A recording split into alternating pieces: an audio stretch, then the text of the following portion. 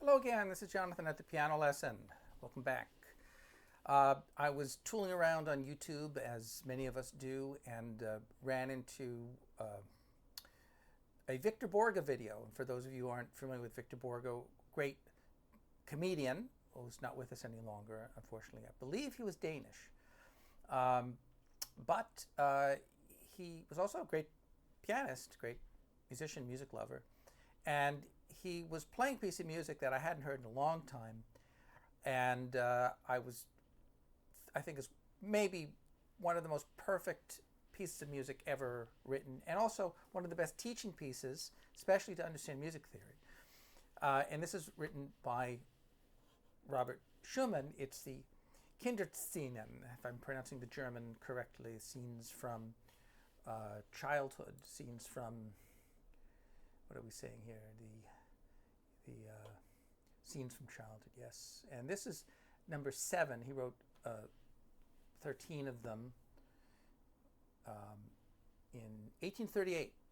And Robert Schumann, didn't, one of the great composers, romantic composers, did not live that long. Was born in 1810 and died in 1856. This very young man, 46 years old, but left us with some incredible music. And I haven't played it in a long time, but I thought I would just kind of try to get through it a little bit, because I just think that the melody is so beautiful, and the harmonies are worth talking about, and also just how he wrote it, just mechanically, just how he notated it. For instance, the first two notes, perfect fourth. I mean, just that. It's written on an incomplete measure, so it's 4/4, key of F, 1, 2, 3, 4, 1, 2, 3, and 4, and 1, and 2, 3, 4, and 1, and 2, and 3, and 4, and 1, and 2, 3, 4, 1, 2, 3. So, very, very interesting piece of music. This concept of rhythmic, what's the word I'm looking for? When you take the rhythm and you kind of move it. So while this is in 4, right, we're starting on count 4, where it's rhythmic displacement. That's what I was looking for. So the musical phrase, it's effectively 4 counts, thereabouts, right? But we're shifting everything over, and it's kind of a syncopation, and it gives the piece this forward momentum that it has. 4, 1, 2, 3, and 4, and 1, and 2, 3, 4, and 1, and 2, and 3, and 4, and 1, and 2. So he's kind of, it's almost kind of a hemiola at that point. 4 and 1 and 2 and 3 and 4 and 1 and 2, 3, and then he does it again, 4, 1. So the rhythmic aspect is so important. Now, there's another interesting thing about how he notates this piece of music. The first chord is an F major chord, but the way he notates it is quite interesting. He has your left hand playing C and A like that, and he has the right hand playing F and C like that. So it's, now why would you notate it in that manner? Well, I suspect that one of the reasons is because in the chord, the most beautiful note in the chord, right? You have the F, which is the root, but then you have the A. That's really the most beautiful note, and you have the thumb on that, probably, which helps to balance the chord. So you have C, A. So when the chord comes out, you have that voiced. The word is voiced, where you have that beautiful A coming out. 4, 1, 2, and you have that sound of the A, right? And then listen to that, how you get that A, the same A that's down here. There's an aspect to playing music that I think is really important. So one of the lessons I've learned is that of all the various aspects of putting a piece of music together, the most important thing to consider really is dynamics. I used to think of that as an afterthought, but really considering dynamics first. The dynamics to me are effectively like the kind of the skin around the body of the music, and especially on the piano, because unlike other instruments like a violin or an organ that can actually sustain a note or crescendo, pianos really can't do that, right? All we can do ultimately once we play a note is diminuendo. All we can do is just decay, right? Now we can create an illusion that there's going to be a crescendo by repeating the note, but what we really need to consider is the complete arc of the note, the attack, the sustain, the decay, the release, the whole beginning, middle, and end of the note, and make sure that all of our notes sound like they make sense, like pieces in a puzzle. So they all kind of fit. There's a great pianist and teacher, Mattei, who was discussing this idea of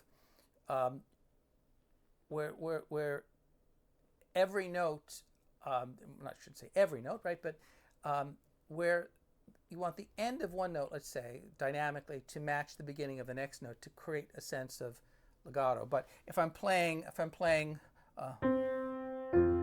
I'm hearing the A here, and then the melody is ultimately, see, I'm getting up to that note. So I'm listening to this A, and it's decaying, and then I'm going to play this A at the same volume that the previous one ends. So there's this interlocking idea. If I play that, I mean, anything's possible, right? I could play it louder or softer, but having this continuity of sound, so it's a little more organ-like, and it doesn't jar the ear as much, doesn't disturb the ear. So we have this connected line, right? So 5, 1, 2, 3, and 4, and 1, and then he starts the chord early, kind of rolls it. All right, that's the end of the phrase. 2 measures,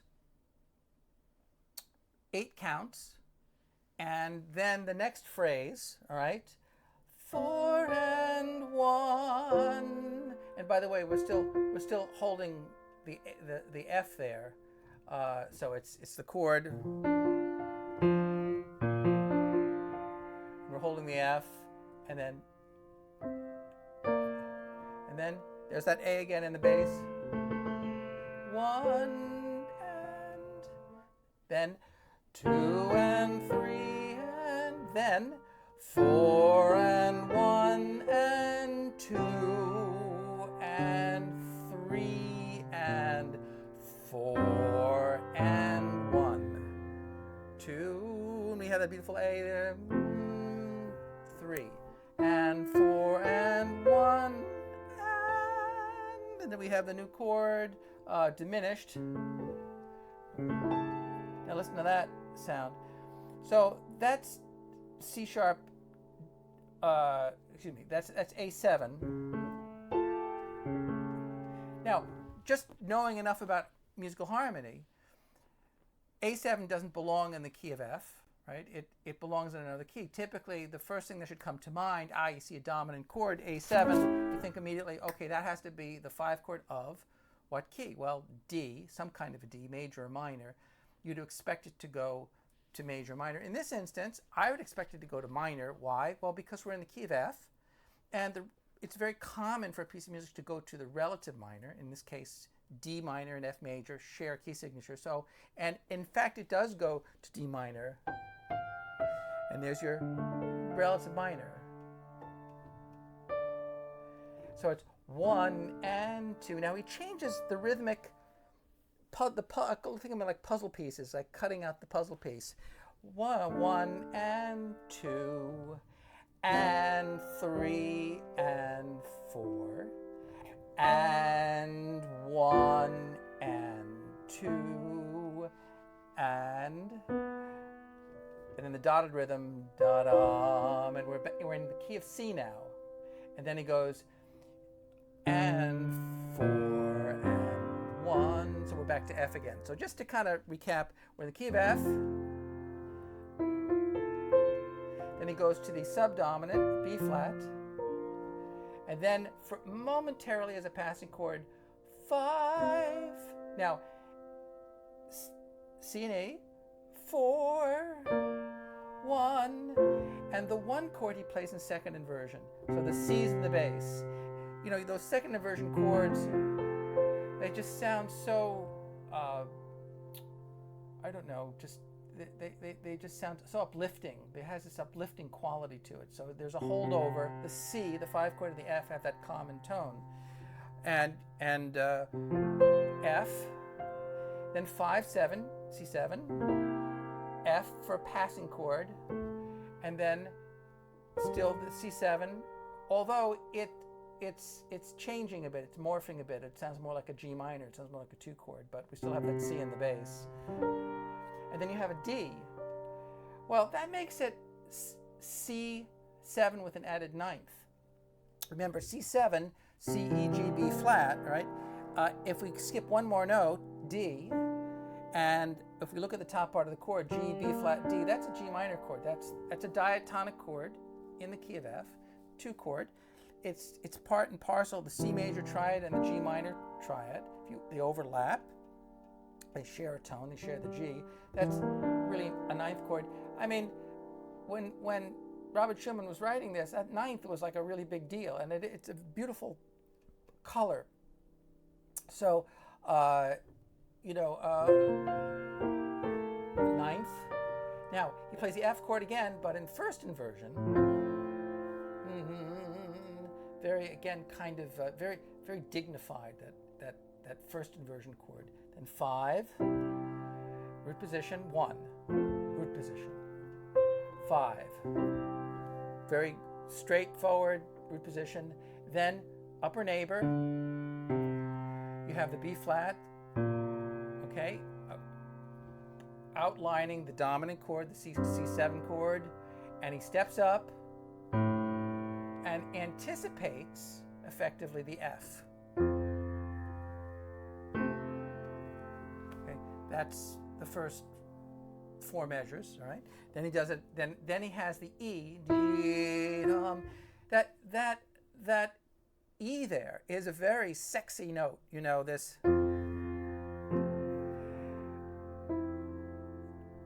No, that's F major 7, but it's not really F major 7. It's just a lower neighbor. But where he just puts it in there, on a weak beat, on the and of 3. 1, 2, 3, and 4, back to the resolution.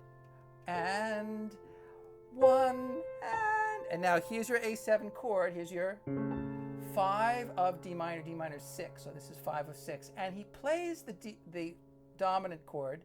He plays that in first inversion. He has the C sharp in the bass. Stepping down, and then the D minor, the 6th chord. Now, isn't that interesting? Da, da. What is that? That's F minor, okay? And then C. How does he do that? You know, well,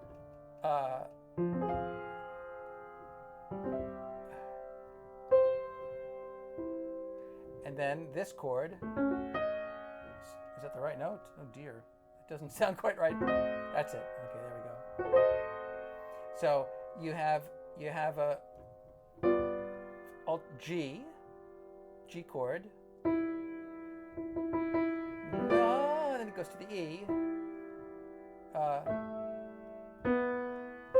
And that's how he gets to the key of C. 5 of 5. G7 is 5 of 5. G, B, D. The D's up here though. F. Now, how does he reconcile the E there? Well, you could consider that G13 maybe. It kind of anticipates, and then that A there is kind of skirting around the chord a bit. All of those notes, the G chord and the C chord, they kind of, it's like, imagine like shuffling a deck of cards where you have the notes of two different chords kind of coming down at different times, almost like throwing a bunch of leaves in the air, and finally they settle. So it's this kind of really scattered dissonances. It's very simple harmony in one sense, but very sophisticated rhythmically, how he just has this cascade of events, this cascade of dissonances and colors until it finally settles. It's so exquisite. I mean, so we'll go back to the A7, D minor, right? Then this is the F minor. So la da C, and then he has this chord, F sharp diminished, passing chord to the G. It almost sounds like he's going to the C, but he isn't quite. He hasn't quite decided. And then he has an A here. It's kind of a holdover from the F. And he settles. And then he continues the phrase. Outlines it in an interesting way. It's basically C7 or C9, but the problem is he's missing the third. It doesn't really have an E in there. It almost sounds like G minor. It almost sounds like the 2 chord. It's a very hollow kind of sound and very ambiguous. This is an interesting thing composers do. They have very they use very simple ideas. I mean, mainly primary chords, but it's how they use them. These very subtle ways that they use them. So no third in that chord at all. It really sounds more like G minor. But then you have this C here. F. We're back to the sunny morning, dipping down. Now listen to this. And then now sometimes it's a little tricky to come up with names for chords, and a little dangerous, but that to me is C minor 7, and then this is, in kind of a modern language, D7 with the E flat as the flatted ninth. And maybe someone would describe it differently, but it resolves to the D. D7. D7, again, dominant chord. Where would you expect it to go? Typically, you see a dominant chord, piece of classical music. It's a dominant chord in another key. It's a secondary dominant, not a primary chord, right? But a secondary chord. D is the 5 of G. Major or minor? Probably minor. Why? Well, G minor is diatonic to F major. Okay, and it ends up happening. We get to the G minor. Da, da, da, resolution. Then he does the cadence again. Da, da, da. This is interesting though, because this sounds really more like a diminished.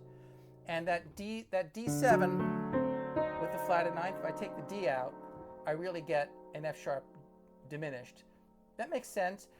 Diminished chords are typically used chromatically, passing chords. So F sharp to G makes perfect sense, okay? F sharp to G. Now, but the interesting thing is, he does it in inversions. He plays the 2 chord in second inversion here. That second inversion with the D and the bass, right? So let's just go back for a second. Da, da.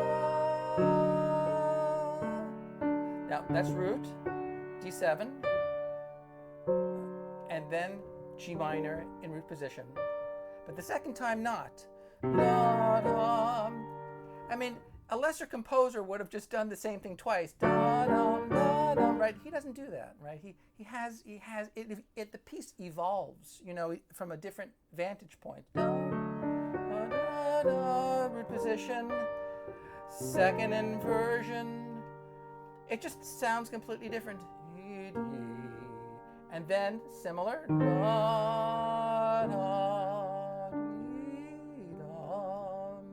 And then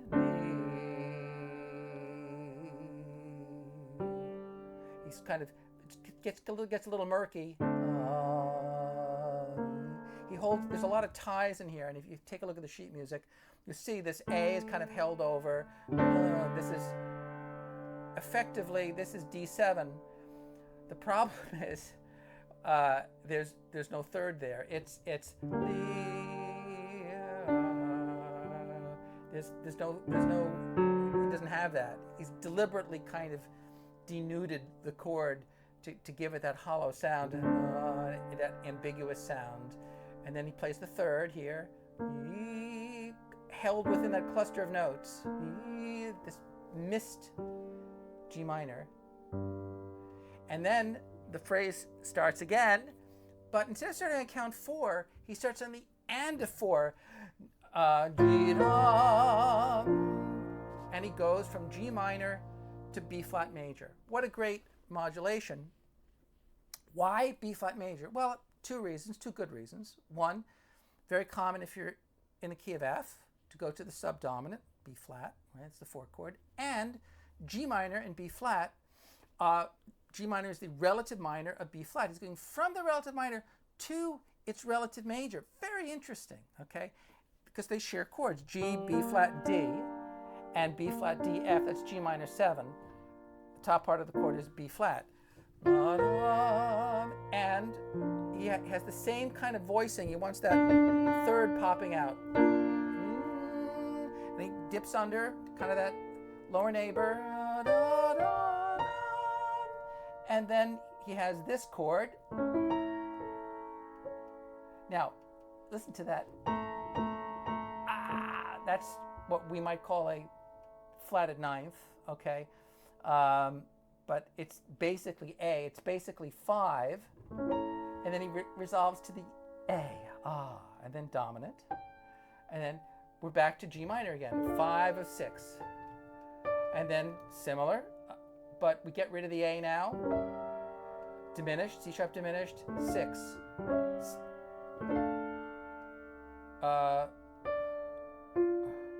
And then next little bit of phrasing. It's just da da da dum da dum da dum. He takes these phrases and kind of truncates them, you know, so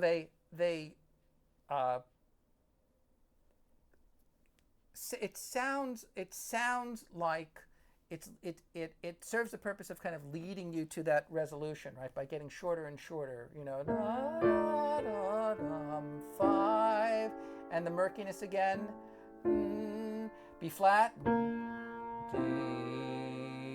and dotted rhythm, da dum. So this is a dotted eighth, 4E and a 1. Each time he shortens that syncopation. The first time it's on count 4, 4, 1. Then in bar, 11, 12, 13, bar, end of bar 13, 2, 3, 4, and 1. Then end of bar 17, 2, 3, 4, and a 1. Each time, to create some type of excitement. So it doesn't become mundane. Now, sometimes he has it written like this, where you roll the chord that way. You don't have to do that necessarily. You could go down, or you could mix up the notes.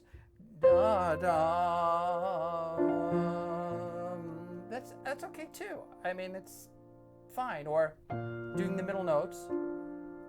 Think of it a little more creatively. C, you could consider that all C, or C9 maybe. 1, 1, 6, 4, second inversion. 5, still C7, although it sounds like G minor, we're still holding the C. C9, F, first inversion. C, 1, upper neighbor. And we got this beautiful, voicing here. I'm going to just move my music a bit. Now, last chord, we're coming to the end here. Listen to this. G7, okay? And this is, again, dominant chord, secondary dominant. G7 is the 5 chord of C. Da, da, da, C. Oh, excuse me. It's not C. Erase that. But it's almost like C. It's F in first inversion. So you have the C in the bass. You kind of get the best of both worlds. You have the 1 chord, and you have an aspect of the 5 chord. So this is where he kind of tricks you. It sounds like a secondary dominant. It sounds like it's going to go to C. That A is a 9th, by the way. Again, very bold move back in the day of Romanticism. Resolve. And then we're there, 1, 6, 4. And then C7, 5. Passing tone, suggesting the F. There's no F there, but C7, there's the 9th. And then here's the G minor. First inversion. Interesting. Why first inversion?